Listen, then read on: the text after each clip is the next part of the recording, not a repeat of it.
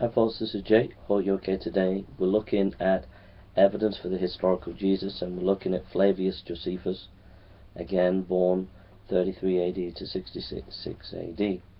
In Antiquities 1833, we read, "About this time there lived Jesus a wise man, and we indeed ought to call him a man, for he was one who wrought surprising feats and was a teacher of such people as accept the truth.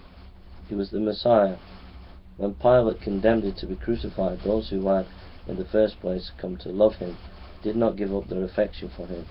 On the third day he appeared to them, restored to life, for the prophets of God had prophesied these and countless other marvelous things about him."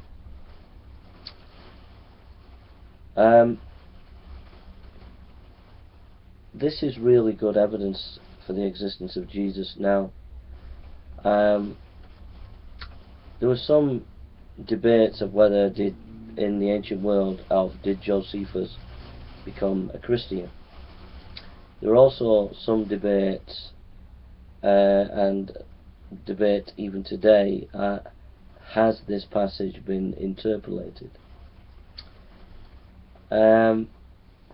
Because in the 4th century it's possible that a monk slipped in one or two words. I don't think that a monk would put in all that,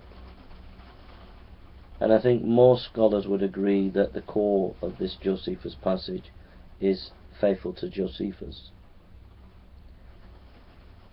I noticed something that very interesting, that the first person, I can't remember his name, but one of the first scholars to question this was a faithful, godly scholar. He wasn't a skeptic. Somewhere in the 16th century, I think it is. But there has been a lot of debate out of it because it's very politically motivated. The skeptics who want to destroy Christianity and who want to push Christianity out of the public sphere jump on this passage, and they love to say, oh, it's been interpolated. So I would say there's historical revisionism going on in modern scholarship with some modern scholars. I don't think that the core of that passage has been interpolated, and I think it's true that Josephus is saying that Jesus died and died under Pontius Pilate and was worshipped by his apostles. Now, the general argument at the last bit there is, well, he wouldn't write that because he's a Jew. But first of all, he mentions Jesus again in context of the Lord's brother, and secondly, he doesn't have anything negative to say towards Jesus, which is interesting because he has quite a bit to say about other religious leaders. It seems to me that there was a wide accepted belief that Jesus Christ was actually a good person and was wrongfully arrested and wrongfully crucified, and I think Josephus sympathizes with that and believes that what many popular people believed about Jesus. That's what I think. Some might argue against it and say, well, he's a Pharisee and he wouldn't believe in Jesus or whatever.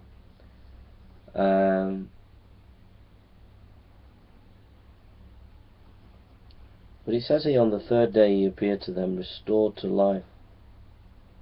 For the prophets of God have prophesied these things, and countless other marvelous things about him.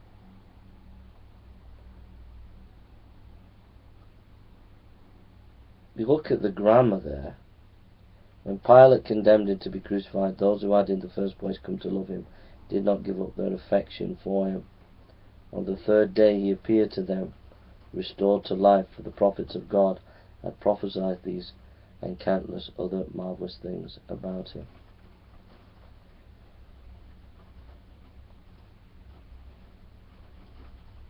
Well, I'll let you make up your own mind. I think that the passage is faithful, Josephus. I've read the Antiquities, and there's no reason why that is not faithful. In fact, there were debates in the time of Origen asking the question whether Josephus had become a Christian. So it's obvious that this passage was already early, before the 4th century, when this interpolation theories come into play.